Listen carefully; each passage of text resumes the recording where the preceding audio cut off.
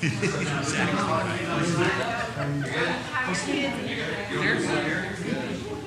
to you.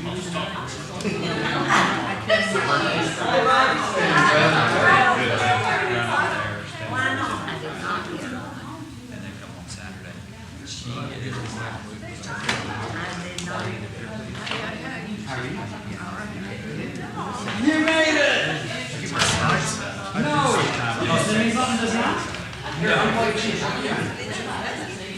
What do you hear from Mr. So what?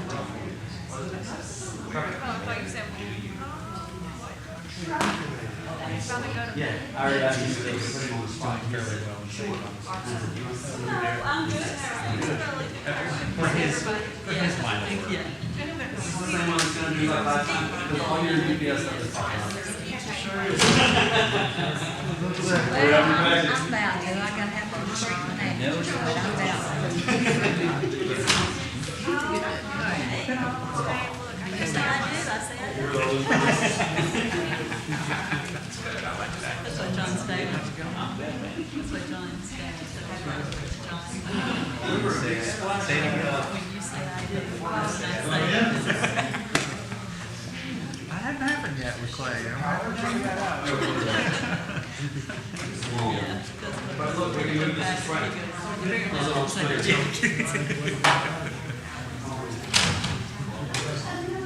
Come on, man.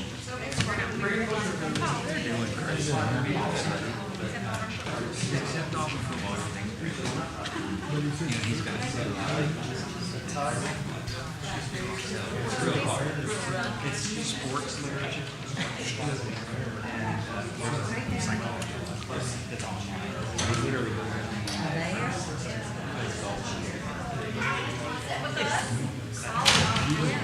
You didn't do that as like engineering classes, did you?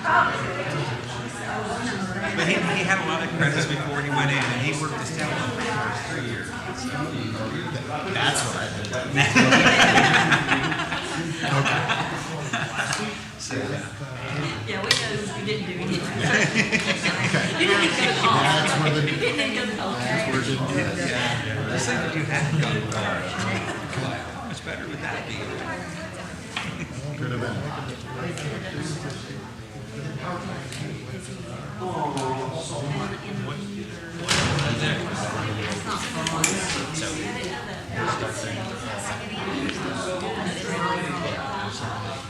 She's got some connections in Trustville, which you can teach them there or somewhere. She's ready to go. Can't understand that. So much easier. So, Of course, you can decide.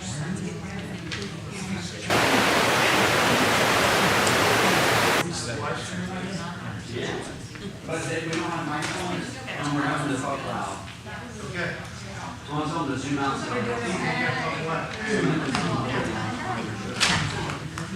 we'll let you in. Come on.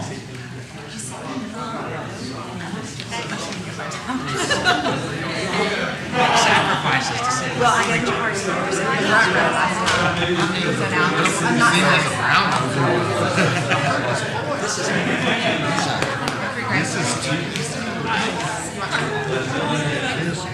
Come on!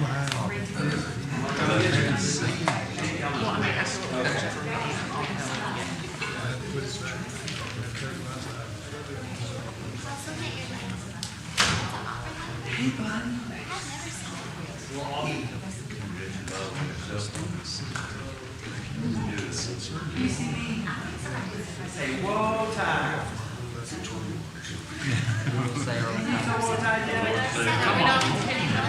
I will hit that. Why would you say that? Finding common ground to solve. Finding common He ground. bought that shirt thinking it was Frosted Flakes. Well, honestly, I kept staring at it and I asked him, I'm used to the eggs. We don't usually see the tigers because it's a tiger. Front row, just for you. Oh. I'm trying to take my shade Oh, off. it's one of the joint. It's like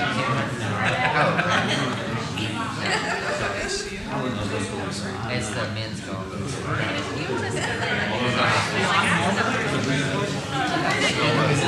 We gonna try to Some of us are swing it all out. kinds of stuff to me about. Swing it out at 12 o'clock. I don't think you should join. It's too It's hard. an anxiety issue. You can go over there. Basically helps like the golf. I'm trying to get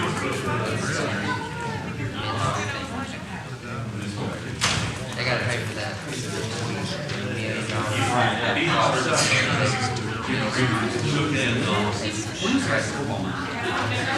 That's something like those for a lot. Also started to get. But I say that because they have a eloquent golf.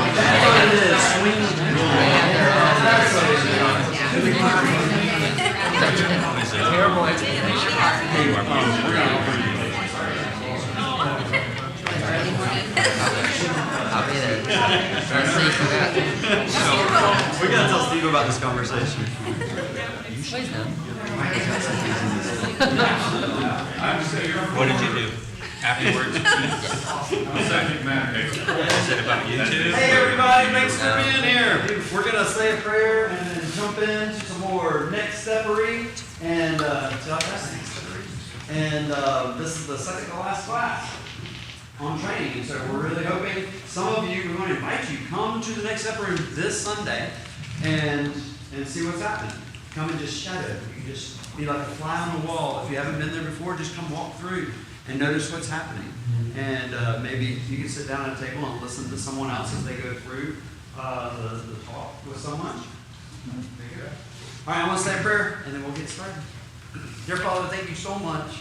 Thank you for this time that we can prepare ourselves to do kingdom work, Father. We just praise you and thank you for giving us the opportunity. Father, we ask that you would bring many souls and help us to be able to make a connection with them that is enduring and helpful to them and that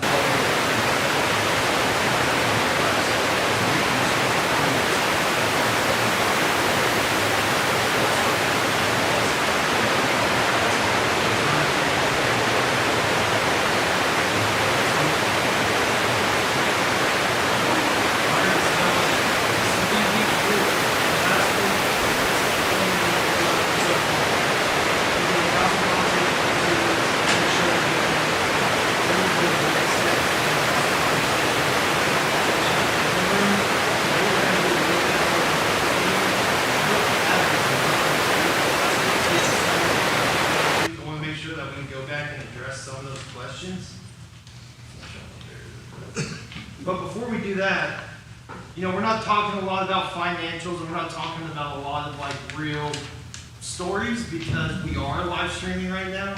There is one more in-class overview. So if you hadn't made one yet, come to the group class next week. We're going to go over that slideshow we've been going over. And it's really good. So I want to it's got information that we're not covering in here. It's a lot more information than we're More covering specific. in here. If you hadn't seen that slideshow yet on the mornings. When will it be? Sunday morning. Yeah, so During this is Bible the class. last one, In the crew class. which is the first room downstairs by the elevator. By the elevator. Addition. Right under the cool class. So.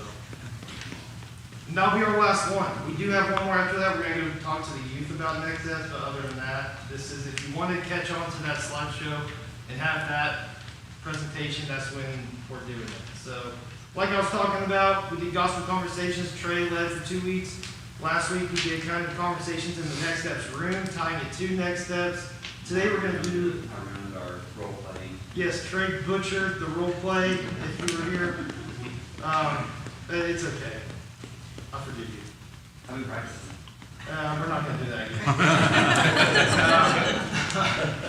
And then next week we're going to do some like key focus areas. So like Ethan's going to come up and talk more on the finance side, on maybe some items that we don't get to discuss today.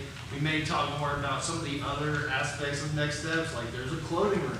We still have a clothing room for benevolence, and there's a team of ladies who work very hard in that room in that part of ministry every week. And then there's, sometimes we do donations for furniture and stuff. You'll see us call out stuff like that. And there's a lot of other areas as well.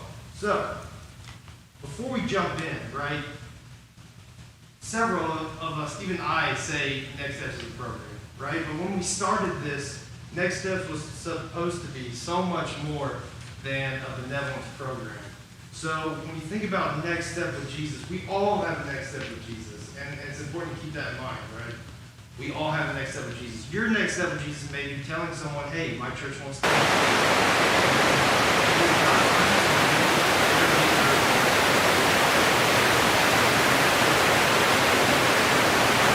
Hey, my church just wants to help you and pray with you and see what we can do to help you and bring meals to you, right? That's what this is all about. It's about everyone taking their next step with Jesus. And I really love that. I think it's really powerful, and it made me really fired up about this ministry when we started it, right? Because for me personally, I realized that my faith relied on all of your faith more than I thought it did until I was stuck in my house. And I was looking for ways to grow, right? Also remember, there isn't a mistake that I haven't made, so you literally can't do anything wrong that I haven't already done. It's okay. But remember, it all starts with my church wants to help. Going out and having those gospel conversations, whether they're at work, the grocery store, in your neighborhood. That's all. Before we jump into like how we got from benevolence to next steps, is there anything else you want to say on this? Or the first one? I don't know, I kind of feel like we need to revamp and do this again, or re-emphasize my church wants to help in the auditorium, just remind people we're still doing this. And I know that we are seeing larger crowds in next steps, and the next step room most of the time. Every now and then we have a low week where there's not as many, and so word is getting out besides our membership doing that, but it would still be, in my opinion, I think it'd be helpful if all of us continue to take cards. There's still cards to be taken that you can hand away, hand to people and tell them about what we're doing here when you see them. Maybe we see people all the time. I see more people now than we have in the last few years. With signs asking for help and things like that. And so giving them a card and telling them, most of the cards have a little map on the back of it to tell them how to get to the Beltline and encouraging them to come. And so just maybe among ourselves and then from all of us in this room, let's make sure we're telling people at Beltline, hey, remember to tell people your church wants to help. And let's keep on doing that. So a big part of Next Steps, which I think a lot of people look at as the entire ministry, which it kind of has formed into that, is the transformation from the Beltline benevolence ministry. So there are probably some of you in this room who know what benevolence was before we started Next Steps. Way better than I do.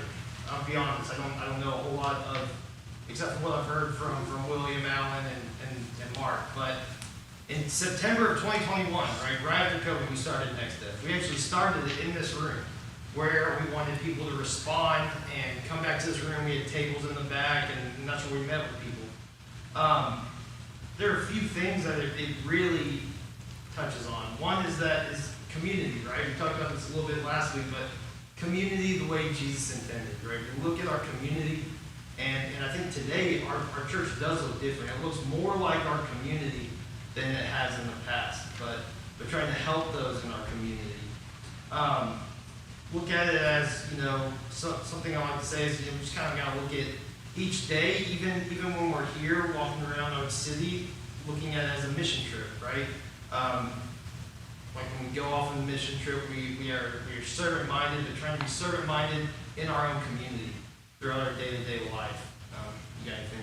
Yeah, it's interesting at the football games. I'm at all Austin football games with Dalton, and so I get to see people, and people remember me from here, and so I've been able to talk to people. And some of the times I don't recognize everybody, and but they'll come up and say, "Hey, you helped me," and your church helped me. And I'm like, "Great, tell somebody else," tell somebody else. And when was the last time you were with us? Come back, And so. Hopefully that happens with some of you also as you spend time in the room and then out in public, running into people and encouraging them to keep coming. And the other thing is to ask them, where are they now? How's it going? And so when were you there and what happened? And so where are you right now? And finding out their story. And if they've got a great story about, well, I'm faithful at this church and I'm doing this and I'm, come tell us so that we know, because so often we don't know what some of the stories are. If someone, maybe they already had a home church that they were going to, and they went back, and now they're more faithful. Now they're trying to get their church to do something like what we're doing. So we'd love to hear the story. So tell them a little bit about not only the work of the church, but then also how you not only, before you came to Beltline, you brought people here to see the benevolence program, but then this idea that you had of next steps to take even the next step. Yeah, and so I worked in Tuscaloosa, and I worked in Russellville with the North Highlands, and I worked in Montgomery with the Dalreda congregation. And Scott Bailey and I went to Faulkner together, and a few other people also as well, but that are here. But Bailey, worked here, so I had come up and done retreats with the youth group before and spoken and stuff like that with him, and got to see some of the stuff going on, years ago. Man, this is a long time ago. But anyway, that stuff, when I got back, I would tell my deacons that were over benevolence, hey, we need to go up there and let me just show you what Beltline's doing.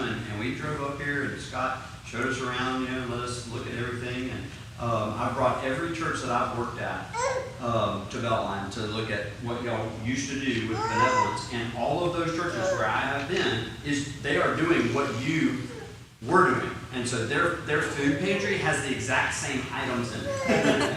Like they do exactly the same, because it's just, it's kind of a fine-tuned science, and Alan and the guys who are doing that, that was perfected. And so that is, sadly, and that's good, don't get me wrong, but it's like to set the ceiling where people think that this is great, this is the best we can do. And it is good, but it is not the best we can do. And just going to Beltline, and realizing we had so much talent, we have so many people who can help. And at the same time, Steve and I, before I got here, I knew that he was preaching on discipleship a lot. And so we prayed together, we talked about discipleship a lot, and kind of encouraged each other about that stuff while we were at different churches. And so I knew that there was a good, that there was a real possibility that there would be people who were willing to step in, that we could do that once we got here. And I actually went to a mentoring program with a guy up in Kentucky, and he had started at a church in 1973 with 140-something people, and that church is the 4th largest mega church in the world today.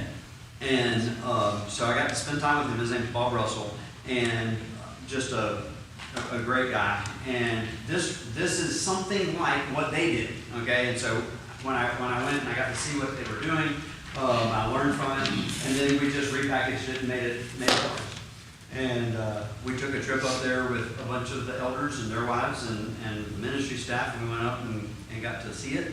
And then we came back and we made it ours. And that's what Next Steps is. Now, there are things about it that are just totally ours, and there's some things about it, like the overall idea is what we got really up there. And so, and they were accomplishing the mission of the church, but it was a catalyst that just really grew for them. And it took a long time. 1973, that was the year before I was born. And so that was going on for a long time, but that church built up really fast doing this very thing. And the follow-up that the members were doing was where the growth happened. Not in the preacher, not in what the preacher was, and they had a great preacher too, okay?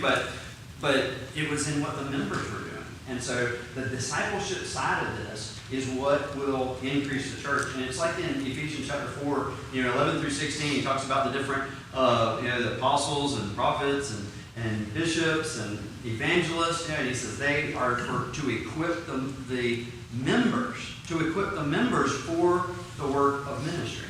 And so we have these offices, and we think, they're to do ministry. No, they are to equip the people, the church, to do ministry. Yeah. And then verse 16, it says that the church will grow by what every joint supplies. Because it's talking about we're parts of a body. It says each joint does something. He's talking about me and you. We're the parts of the body. He says as each one does their part, it causes the growth of the body. And so that's all they were doing, was they were following the Ephesians 4:16 plan of growth, and that's what we're trying to do too.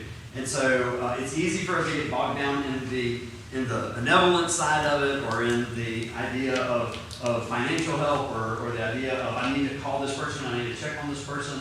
But all of that really comes together in the idea of Christian initiative. Just saying, you know what, this is just what Christians do. And what we're finding, you know, is, and it's a small percentage, but the people who are sitting across the table from us, the ones who come, the ones who become Christians from this study and then move forward with us in our auditorium, that's the only Christianity they know. And so they come and they get on the other side of the table and they reproduce themselves. You see?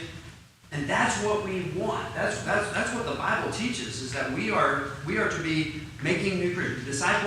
Disciple, right? Disciples make new disciples. And so that's really the whole goal of this, is for each one of us to take ownership of the relationship we build with the person and then help them then do it with the next person. And it's 2 Timothy 2:2. The things that you've heard from me among faithful witnesses, you now give to others who will go and teach others as well. And so it's just this, you know, multiply. And that's how the church grows. And we're seeing it. It's happening here. I think it's slower than it could be. I want to go, you know, I want to go fast. But it's coming.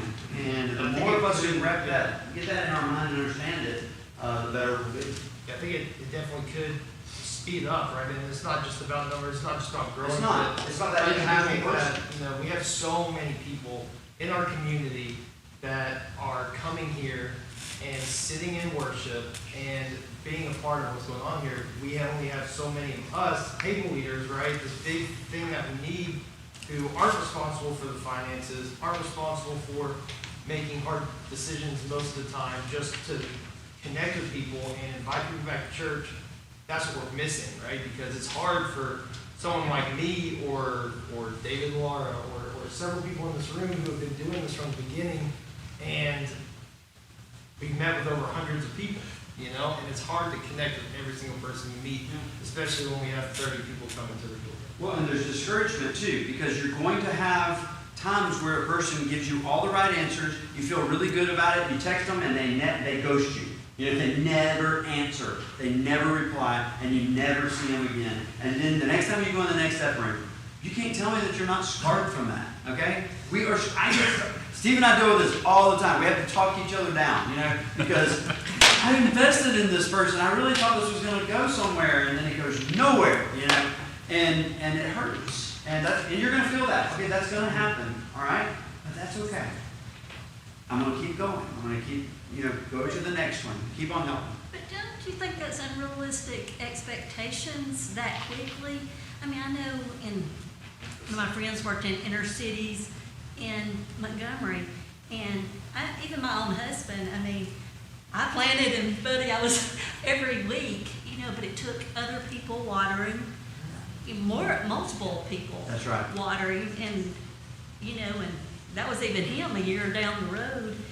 But I know in inner cities, they say sometimes it's when those people that you're working with, sometimes it's when they become grandparents. Right. Is when, you know, so, and even like our Mexico trip, you know, like Justo, I mean, that missionary never knew what he did. Isn't that amazing? Yeah. Philip Hines had an effect on John getting baptized.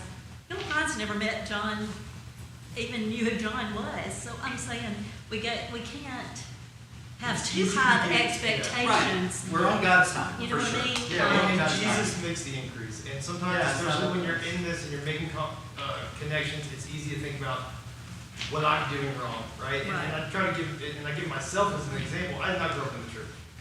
And I had to come to church way more than once before I decided to make this life change, right?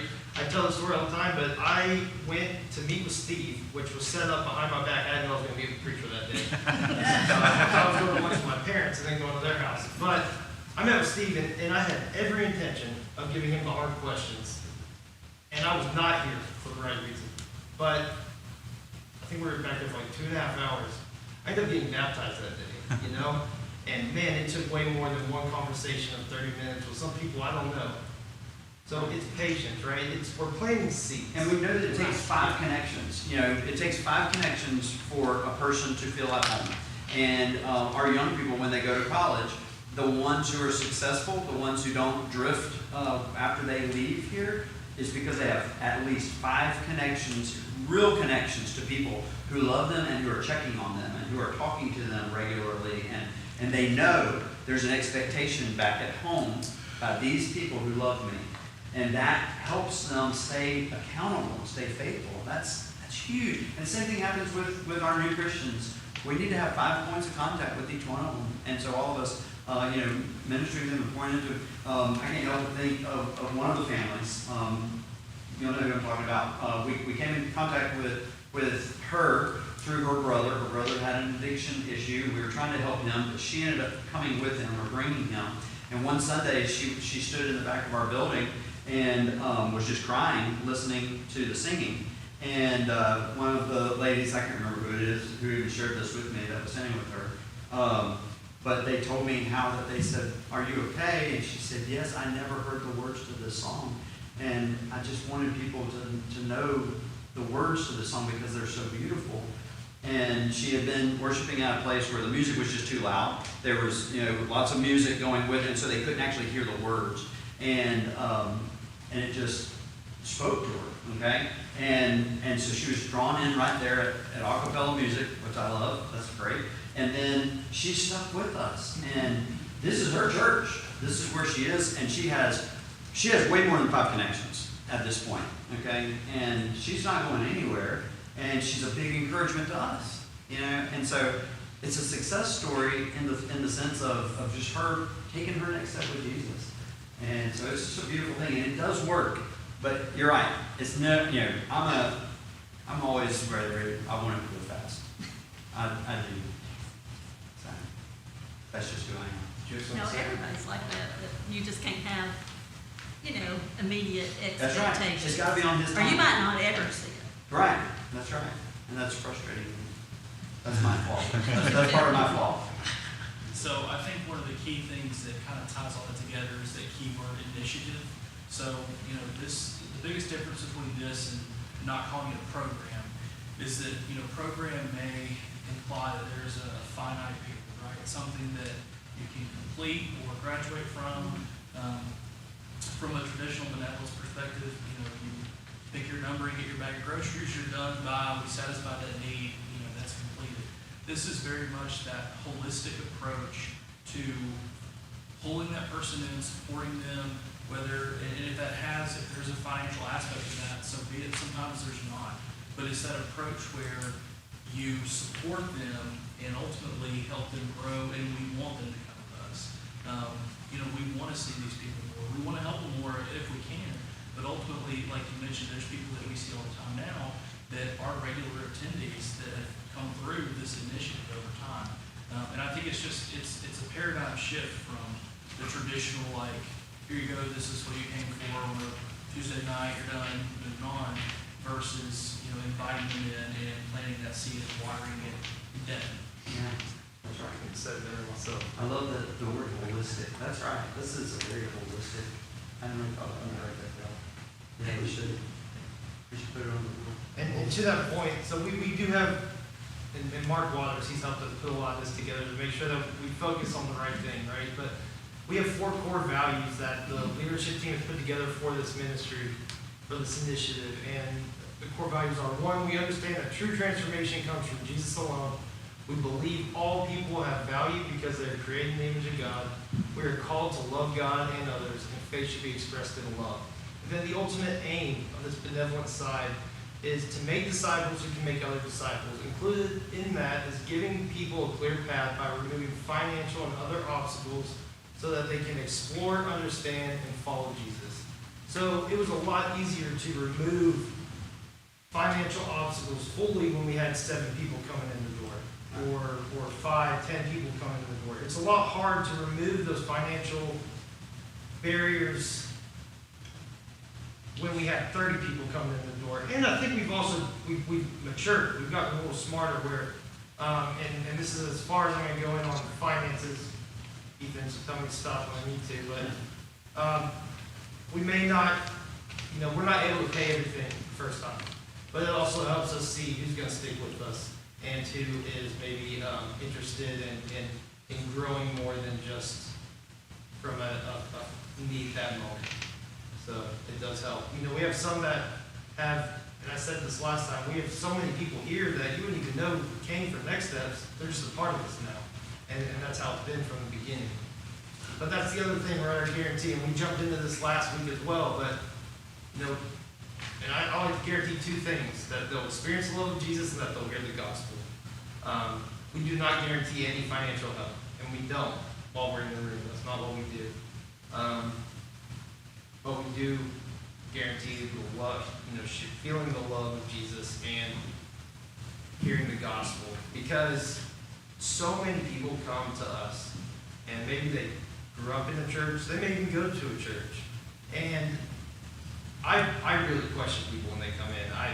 Sometimes I think it scares Emily, but you know, I really question them.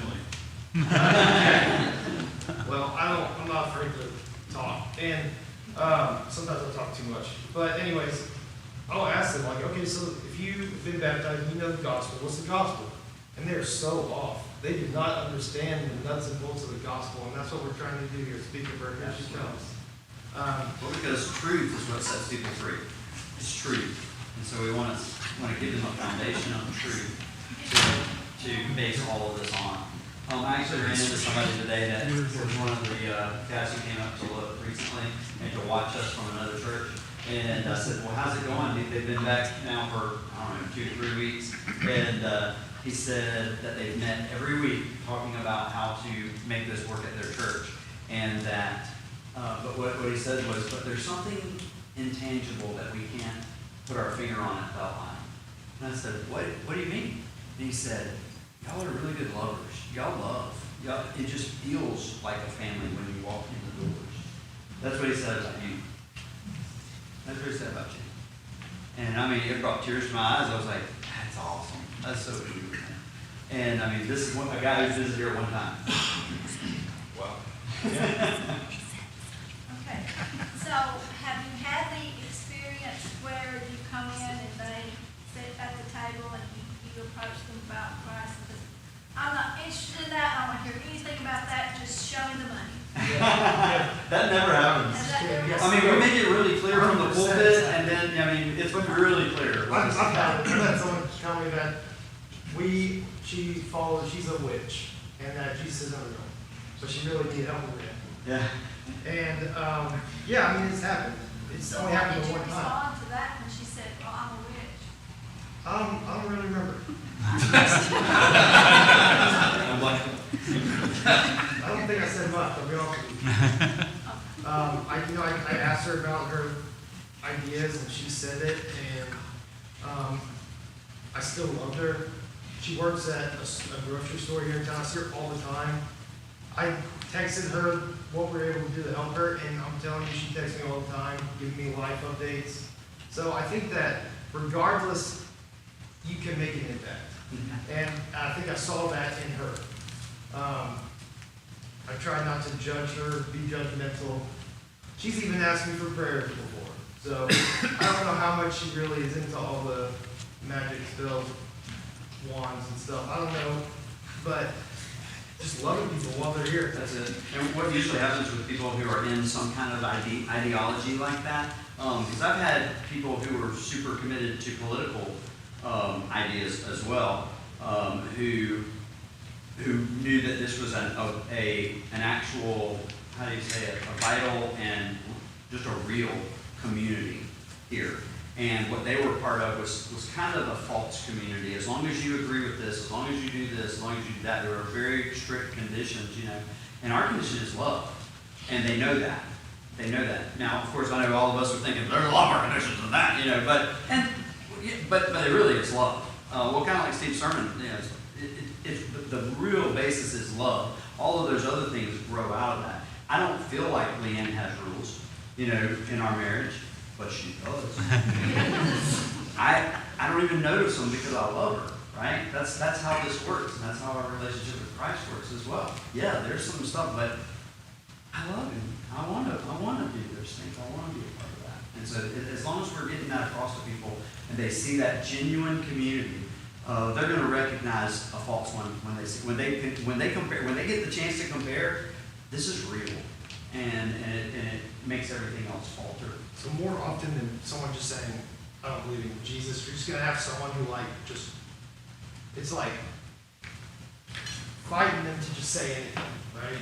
It's very hard That's more to common. get information out of them, they just kind of, maybe nod their head or agree.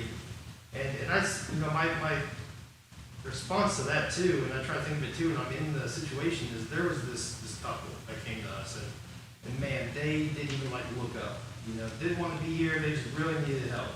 And slowly, they came back, and they came back, and they came back, and they came back, and she started out as this woman who just wouldn't even look at you, wouldn't really talk to you, just really wanted help and wanted to get out, to someone who belonged, she felt like she belonged here. So it does happen. Even those who seem like, man, it's like fighting just to have a conversation with them. But I think that's way more common than someone just denounce whatever the word is, Jesus. So, yeah. Even in those situations, when we're polar opposites, you have the opportunity to show that, hey, for us, our concern is about you spiritually, and for the wicked or whoever it was that was in that situation, like, look, we don't think that's the right path that you're supposed to be on, and we're gonna try and help you, but we need you to understand that that's not good for you. It's not a healthy place to be. And that those conversations are hard, and they're not something that you necessarily have at the table in that moment, because sometimes, sure, absolutely, legitimately, absolutely. So, hey, there's a guy named Ethan, kid. But sometimes people will say something, sometimes it's to see how you're gonna come at them going forward. Or they think they've got something that will scare you off from the standpoint of, well, if I say I'm a witch, I know they're not gonna help me. And, because I'm at church. And then when we try to anyway, sometimes that makes it. And I've actually had several interactions with people who really do believe that they are, they're the wicked. Romans chapter 1 literally speaks to it. It says they worship the creation rather than the creator. And that's where I go, and we just talk about that. That the Bible recognizes that, what you're doing. The Bible sees what you're doing. The Bible is written by a creator who knows all of this stuff and knows everything. And then kind of go from there. All right, so we kind of went over, Just real quick, I know one thing I have to remind myself of is that my flaws and my mess ups and all of this ain't nothing that God can't deal with. That's right. He is bigger than me, maybe not saying it just right, or leaving the table going, I should have said this, and I didn't do that. Yeah, I always have that. I always think of stuff later. And it just helps me to remember that God will use me in all my ways. So we kind of went over this 5-level process last week. I'm going to try to dive into it a little more since we are talking about kind of the high-level overview. But so those who need help are invited to worship Sunday morning. After worship, they go to the next steps room. That's where the information is gathered by the table leaders, gospel sharers, Beltline members. Right? When I say that, that's what I mean. Table leaders, gospel sharers, same thing. This is what's on your sheet that you got a little bit more in depth. Yeah, so we have more policy here, and then we're going to talk about it kind of in another line on the next page. This is what Trey put together. I haven't read it. I'm sure it's just very simple. We continue to But just a step-by-step of what happens. And then the gospel shared with those in need. And then Beltline builds relationships, encourages, connects, and follows up with people who have come through this initiative. So, invited to worship. That can happen in a few different ways, right? You as a Beltline member say, hey, my church wants to help. And invite them to church with you, come sit with you. A lot of the time, it's someone who's already come to Next Steps or a landlord that's been like, hey, go to Beltline, they'll help you. Or, hey, Beltline helps me, and even people say, like, after week 1, come to my church, I want to help you. They just feel a part of it right away. Or they call the office, because they call 211. If you call 211 for assistance, Beltline's number 2 on the list, right? The first one, that's not a government, something like that, I don't know. They're not gonna call the first one. Yeah, so we're number 2. So they've heard about that, they called the church, they hear from the ladies in the office that, they come to church on Sunday, after Sunday, we'll take care of that need, that's where it happens. We have greeters that are looking for people who are here for next steps, maybe they're out, they say it's their first time, but we meet with them, we try to get them one of the cards that are in the foyer, so that they are prepared for what's gonna happen after worship. The team leads, whether it's William, Brandon, we have a few others this week, it's Kelly, and Kelly Simmons, and they will stand up there with the greeters to help see who's coming in, what's going on, and so forth. So then they're in worship. After worship, Steve, you'll hear Steve or Trey say, after the service, meet them in the foyer. And in the foyer, that's where a lot of the next steps gospel sharers and the team members will stand and help walk them back to the room if they need it, or they'll just go straight back to the next steps room, because that happens a lot too. At the next steps room, we have a sign-in sheet.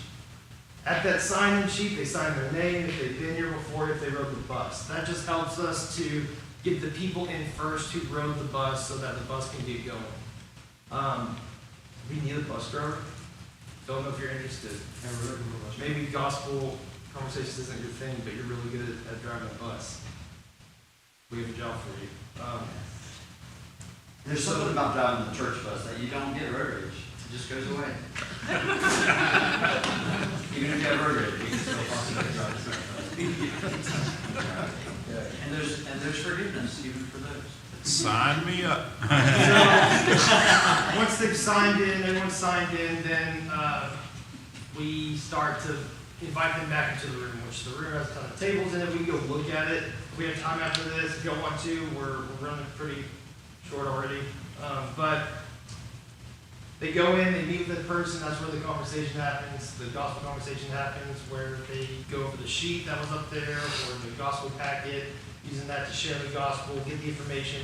After that conversation happens, you usually meet with your team lead. Like William will be standing at the door, and he will be taking those intake forms, trying to get a feel for the conversation spiritually versus what all information was gathered for the financial need. And then William will hand that over to someone who does data entry, right? We have a massive database that will keep up to date with everyone's information, that we can make sure we're not only doing the best we got for money, but then we have a history and a log of everything going on.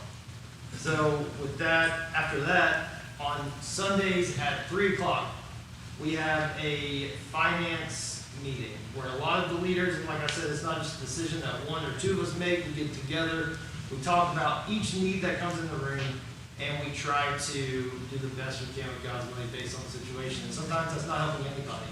Sometimes it's helping someone, but not with financial need like they asked for, sitting in the rehab like we talked about last week. It's telling them, hey, if you want to go to rehab, I'll pay for a bed. We'll pay for a bed so that you can get the help you need, because the help you need is not this rent, like we talked about in the room, if it comes out. Sometimes it does. That's an open meeting that anybody is welcome to start the next steps. Anybody's welcome to be a part. Not many people take us up on that, but it is an open meeting that if you we're talking to somebody and you were really invested and wanted to be able to talk about them specifically, individually, and not have to rely on, say, my core memory and my empirical notes to try and make sure that the situation is represented faithfully, you're welcome to be part of that. It's not closed. It's not a Zoom behind closed doors. It's very much as public as it can be inside the congregation. It's an extremely humbling thing. I don't attend very often, but I check in every now and then. And to get to listen to these guys who are making these decisions talk about these people so carefully and so lovingly, and really consider, yeah, but is that the problem? What could we do more? What could we do better for them? Would it be better for us not to help them right now because we're just going to enable this behavior to continue? And just that conversation that I've heard them have is, I don't know, it might be the closest thing to heaven that I've been a part of besides an AA meeting. you know, where people are just open and confessing and asking for help, and it's just beautiful. So if you do get a chance, I encourage everybody to check into that one and set profiles, you know. It'll restore your hope, and it'll remind you why you're doing this. It's good. So, say that meeting happens, then the team lead and Sandra Sandlin, who's Rockstar, and all these other people will get the information out there on who is getting help, how much. Then William, as the team lead, because he's the team lead here, will contact you and give you more information about it. Then we ask those gospel shares to go out and call them, text them, whatever you're able to do. A lot of people don't have minutes, so you may have to text them and tell them what the situation was. If you're not comfortable doing that, the team lead will do it. William will do it. If you don't want to be the one that says we were not able to help you this week, we don't want to make you be that person. What we need is people sitting in chairs, making connections, and sharing the gospel. If you don't want to tell them the financial situation, you don't have to. Period. So, outside of that, Monday night for the master is going to get some information for them, and they're going to go ahead and send them cards. So Monday night for the master is on board. They're going to send them cards. If we see that there is more information, like they need to talk to Sam or the youth group, we'll get Sam involved. If sometimes we get Sisters in Service involved, usually Sandra handles that. But there's so many touch points that we're trying to get people connected in, and we need to do it more than we do. It's really hard to do it, like I said, for 30 people every week, but just trying to make sure everyone has a discussion. Yeah, I don't know if we should go that deep. Okay. We can, let's just not talk about it over the, Okay. yeah. What do you think? Is it the email? In the group meeting, I was thinking about just passing my phone around so people can see what's gonna happen when they get it. Well, I can just talk on it. I mean, basically, a message gets disseminated out to the group that is a snapshot summary of what we're able to assist with at that meeting. And so you'll look down and find your person. So, you know, it serves two purposes in the sense that if you met with somebody, you know, you're able to see that, if your person's getting assistance, but also can let you know that if your team lead has not followed up with you, you might need to know and confirm that. Because we're perfect follow-up. Y'all really do very well, actually. I mean, I think I would be a lot worse. Y'all do a good job. Yeah, I'm just trying to be careful with personal information and stuff. But outside of that, then the gospel share, right? We would ask you, your team lead will encourage you to follow up with them throughout the week. Hey, how's your week going? What can I pray for? What do you need, right? Do you need anything? We have church on Sunday at 9 a.m. You come to Bible class with me if you want. Bring a friend. A lot of times, I may not have a great connection with someone, right? We meet a lot of people, so I try to connect them with someone who they can connect with, right? Like Emily had a brain aneurysm earlier. Well, guess what? God works in miraculous ways. There have been 2 people here that have been able to connect with Emily just on her experience with that. So it's very powerful, and God is working through this ministry, and we see it every week. So, guys, we have like a few minutes left. I kind of wanted to open up to questions. Let me just add, this is where we are right now. There's much bigger levels that we still want to get to, but we're kind of stuck because we don't have the help that we need. We want to have budgeting classes. We want to have GED classes. We have thought through, we have a 10-year vision for this that we didn't share with you tonight. Housing place. All of that is included, but we feel like we're kind of stuck right now until we can get on top of what we're already doing. We don't feel like we're ready to launch to the next thing until we kind of get a handle on just the everyday back and forth that happens. So And this might be all that Next Steps is, and then Next Steps feeds to one of those other ministries, right? That Next Steps is that connection, and Next Steps can recommend people to other ministries here, right? Like we do so often with the recovery ministry we have here, substance abuse recovery ministry. So there's a lot. We are trying to get material out there for people so you always can share the gospel, right? We have a lot of stuff coming that we want to give everyone the tools they need, not only to share with others, but also to grow yourself, right? There's a lot of good stuff out there. If this has done anything, it's made me read my Bible way more than I was before Next Steps. So. We're always picking up new stuff too. I mean, we just got a case of these. We'll look over them and see what we want to do with them. But there's just so many different methods to get the message out, you know. And so picking the best one for us and one that works well for us. So questions. There was one lady in here last week. She's not in here since no one raised their hand right away. She said, do we have connections with other organizations, like maybe when we can't help someone? And I mentioned a lady who was thinking about abortion, right? And how I shared the gospel with her. She is meeting with a third-party individual. That's the first time that conversation's ever happened to me with that exact situation. So we never really fed people in that situation to other organizations, but we have in several other areas, which is why we talked about those last week. Like we mentioned community action. There are some domestic violence groups that we have worked with to help those who are in domestic violence situations and in other areas in our community as well.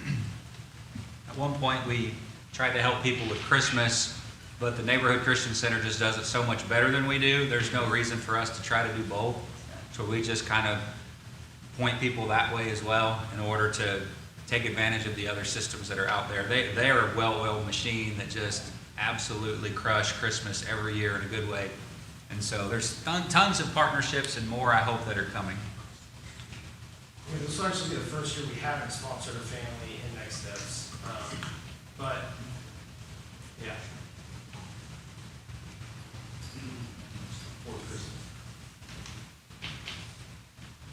Any other ideas or questions? I'll add on to that. I mean, there's, things like community action that, we feed people to. Aside from that, we have very good relationships with a lot of the different, landlords, especially Decatur utilities, things like that. And so, if there's instances where we might not be able to push somebody that way, generally we're able to, based on our relationships, still help. And I think that's been very valuable for us because, having those built over time, it enables a sense of trust, mutual between us and landlord, or us and utility companies, and it benefits us all the way around. Yeah, and to that note, through this ministry, we haven't even just impacted those who respond, but we've had 2 landlords come and worship with us. One, several times, just because they were like, hey, we talk all the time, I just want to come see what y'all are doing. And it was pretty cool. I had a conversation with Hartsville Utilities recently, and someone who had owed them had told them that they were planning, they had heard about Beltline, they were coming here, and so this is the manager over, like the building down there, called the church, and the ladies sent them to me, and I was like, so who is this person? So I'm looking on the list, they're not on the list. I'm like, well, they have not been here as of yet, but if they come, and he said, all right, well, let's do this. This is a business, man. He's willing to work with these people because he knows our reputation. And the guy brought our name into it, And it's almost like this, back in Mark 9, where the guy's casting out demons in the name of Jesus, and John tells him to stop because he's not one of them, And he's like, well, he brought up Beltline, so we're just going to go ahead and give him another week, and if you don't mind, maybe call me next week, let me know if he showed up or not. And so I called him back next week, and I was like, he did not show up, He never did. And he's like, all right, well, I'm still gonna give him a couple more days just to see. And he called me back before they cut that guy's power off. But they did cut his power off. So. But he never came. So.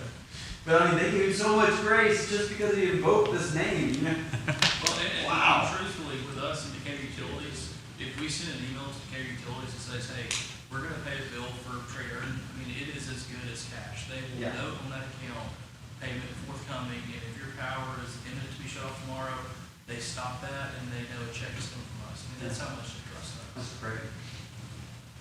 We have several people in here who've also done next steps, like Delana, sorry to call you out, but like Delana Atlanta's is the best. rock star, Yes. table leader, and others. So I don't know if you guys have anything else to say on it, or anything.